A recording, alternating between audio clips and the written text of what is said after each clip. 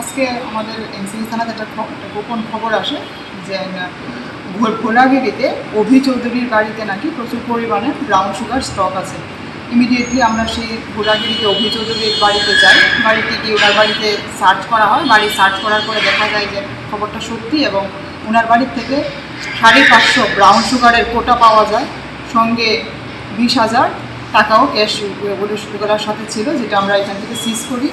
এবং আমরা এখন পর্যন্ত যা জানতে পারি সে নাকি এই এনডিপিএস ব্যবসার সাথে জড়িত, প্লাস সে নিজেও সেটা কনজিউমারও।